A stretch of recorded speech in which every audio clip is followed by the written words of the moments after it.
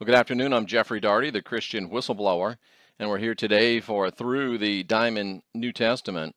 And I don't know if you can pick it up or not. I'm sure that if you're tuned in, you can certainly pick it up. But the intensity and the drama, if you will, and the amount and volume and depth of the revelations that we've been getting into lately are astounding. We're getting deeper and deeper.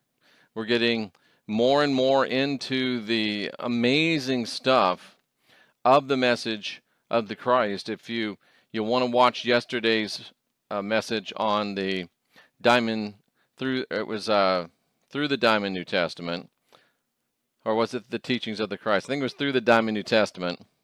And I've actually got those mixed up. Some days I'll be doing one that should have been under one, it's under the other. That's like today. Yesterday should have been under a different heading, but that's okay. They're all really good teachings, but they're working together. And today, as we get into Through the Diamond New Testament, the chronological walk through the New Testament, which is where we are still in the book of James. The other one, the original teachings of the Christ, is a chronological walk through the words of the Christ. So the book of Mark contained the first words of the Christ, even though the book of James is the first book actually published in the New Testament. So you'll want to watch these simultaneously. You want to watch these together because one feeds the other. And today it'll be especially true as you hear this message. If you refer back to yesterday's message and even the message before about how is your house, you want to look at those because it just dovetails together. And it's taking you to higher, deeper, broader, and more spiritual places. It really is. We're getting into some of the high realm teaching that probably hasn't been taught since John the Apostle, who either had been initiated as a Gnostic or the Christ had been initiated as a Gnostic and told John, because John knew things and said things that only Gnostics knew and actually weren't supposed to say, but he did share some of those anyway. But today you'll definitely want to clear your mind. You'll definitely want to clear a spot. You'll definitely maybe even want to grab a pen and paper as we get into the book of James, as we continue our walk through the Diamond New Testament. Now I want to encourage you to subscribe to this channel, like these videos, share these videos so we can get more people on board with this teaching. So let's go ahead and move right now into the teaching, and we're going to be in the book of James as we continue our walk through the Diamond New Testament. So here we are, we're in the second chapter of the book of James, and this is a passage that many people that have familiarity with the Bible will be very, very familiar with. We just went through this passage last time. We're going to get to the faith and works passage, and many people are very familiar with this, but the manipulation of this verse by the modern church is nothing short of sinister. It really is nothing short of sinister. And I'm going to show you what I mean. Okay. Really, all we have that is diamond here is this verse. What does it profit, my brethren, though a man say he hath faith and have not works? That's the beginning of this discussion by James. The rest of this, from can faith save him, we're not lost, we don't need saving, from all the way through here, it is dung. Don't even pay attention to it. And if you look at it linguistically, it doesn't even really follow the idea of the scripture. It doesn't follow the narrative. So what we're looking at is what doth it profit, though a man say that he has faith, if he has not works? And then it drops down here to where the narrative begins again in 18. A man can say, you have faith and I have works. Show me your faith with your works, and I will show you my faith by my works. Yea, a man can say, you say you have faith, but I say I have works. He's saying, you go ahead and show me your faith without any works, and I'll go ahead and show you my faith by my works. Excellent. Now, again, we get into this whole dung part again. And the dung starts from here all the way down to here. It goes all the way down. There's only 3 verses really in this whole section. Because when he's starting here talking about, yes, a man can say, I'll show you my faith without works. Let me show you my faith by works. And he starts talking about devils and demons. That's a kickoff. He starts talking about blood sacrifice. This isn't from the Christ. So all of this, from here all the way down to here, is garbage. I wish I could delete it, but Bible Hub won't let me delete it. So let me tell you what is what's going on here. Let me give you the breakdown. How can you profit, brethren? And that includes sistren as well. If you say you have faith but do not have any works, can your faith save you? This is the Christ saying, and I'm just going to say it because it just has to be said sometimes. You know, people used to, I used to say, well, I hope that I can be this or be that. And my granddaddy used to say to me, and it's a little colorful, he said, well, hope in one hand and shit in the other and see which one fills up first. This is really the words of James the Just saying the same thing to us. He's saying, beep in one hand and hope in the other and see which fills up first. He's like saying, look, you say you have faith, but you're not doing anything about it. How is this faith going to save you? And he says here, gives us another piece of diamond here. Faith, if it has not works, stands alone. Stands alone. It's being alone. Let's look at that in the Greek. Being alone. We're in verse 16. What does being alone mean? Verse 16, 2:16. Okay. Being alone. Okay, so moreover, come out of you in peace, be warmed and well fed, give them needful things for the body. What is the profit? Is that what we're looking at?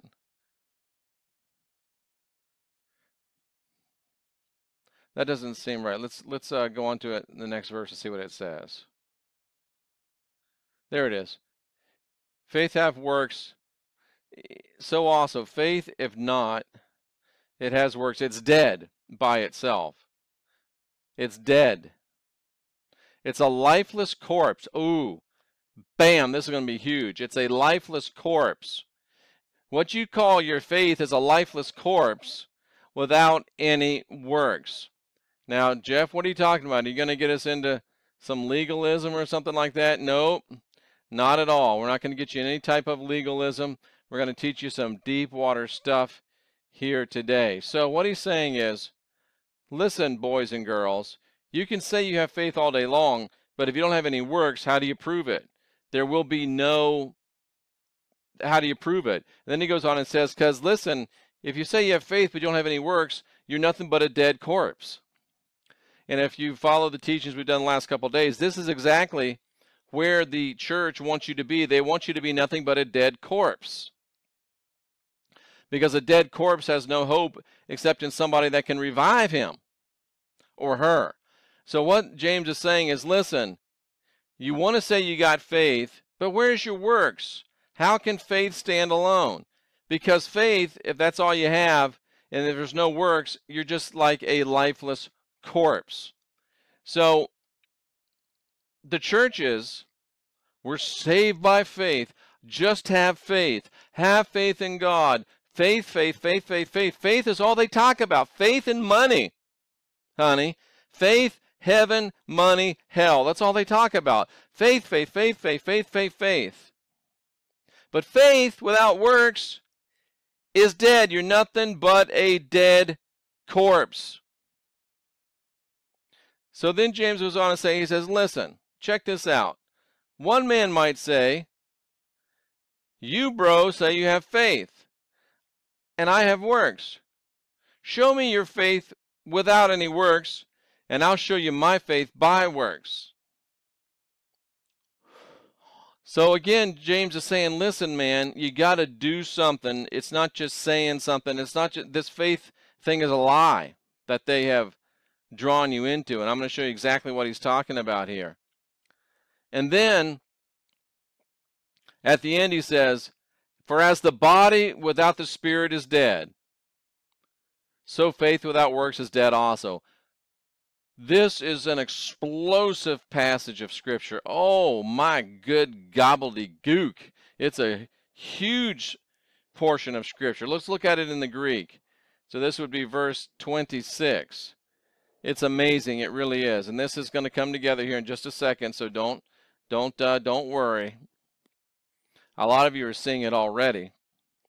James 2:26. Let's move this over just a little bit so you can see more of the words here.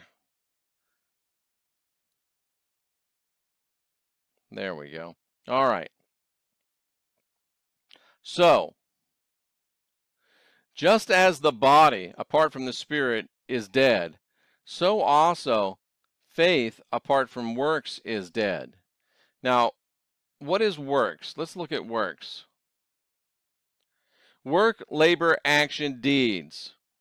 Accomplishing something. Action. That's what we're looking for. Action, brothers. Action, sisters. Effectual. Remember James said the effectual fervent prayer of a righteous man avails much? We're talking about action. We're talking about effectual. We're talking about being in action.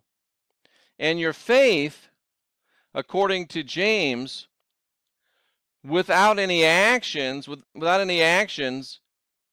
is dead. Well, what's faith? Well, let's look at faith real quick. Faith is a belief, a trust. So you believe something, but if there's no actions backing that up, that belief is going to shrivel and you're going to be left nothing but a dead corpse, meaning you're going to be stuck in this body. This is where it really gets deep. Look, the body you're in, apart from the spirit, is nothing but death. And see, that's the whole thing. Christianity wants you to worry about your body, and they want you to worry about not being burned up in hell and blah, blah, blah. They don't want you to know that you're really a spirit. They don't want you to know that you got the spark of divinity on the inside. But James is saying, remember, folks, it's not about this body. It's about your spirit. So if the body is the dead part, right? And if the spirit is the living part, and spirit would be, in this analogy, it'd be the active part. The body is the dead part down here. Body, dead. Dead body, body dead, dead body, body dead, dead body. And now we got faith, spirit. Remember, this means faith, spirit, and then this faith has to have, apart from, it means without any works. Your spirit needs works. Remember, actions. Your spirit has to be in action, or you're going to be nothing but a dead corpse, which is what this body is. Are you starting to see it? You must take some actions in order to strengthen your spirit faith to get out of this dead body. If you want your spirit to get out of this dead body, then you must exercise a faith that has works, action, deeds, that's doing stuff.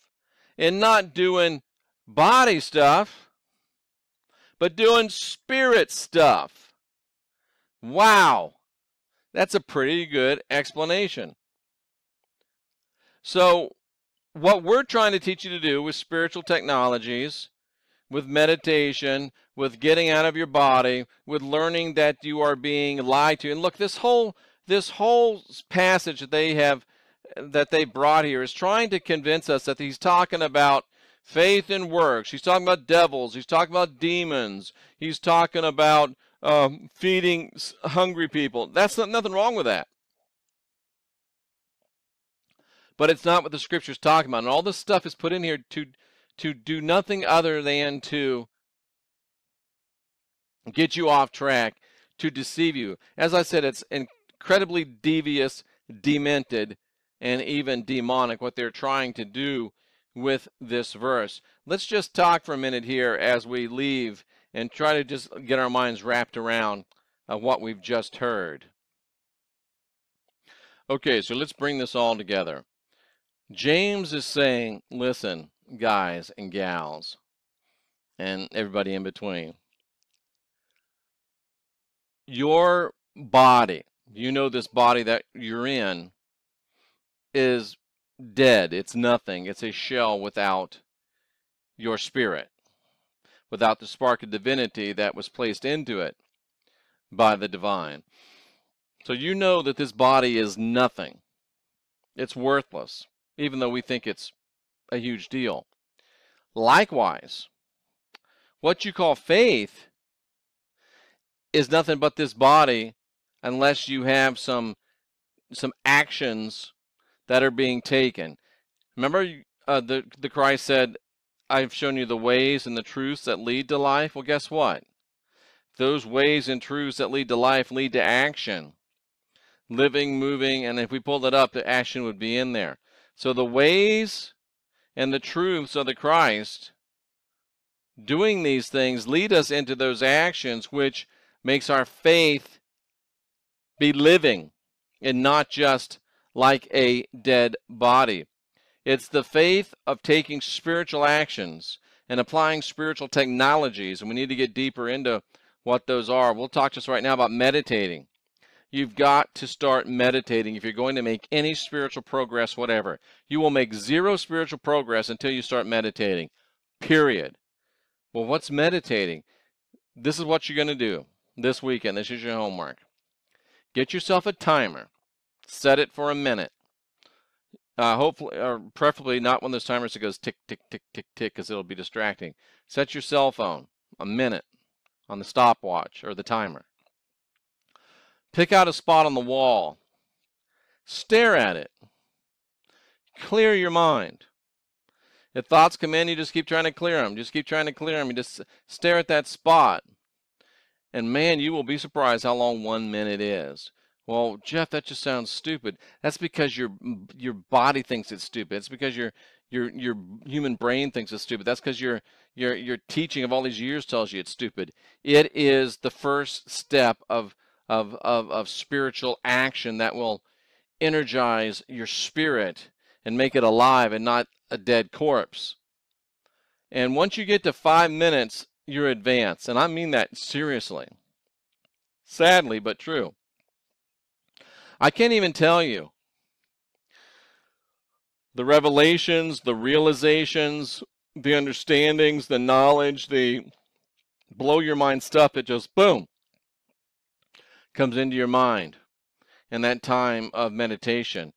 I'll be reading, I'll read, I'll go, I'll sit down, I'll meditate, and then something bam pops in that I missed because I was in this mind instead of this mind. You know, I was in the mind of the flesh rather than the mind of the spirit.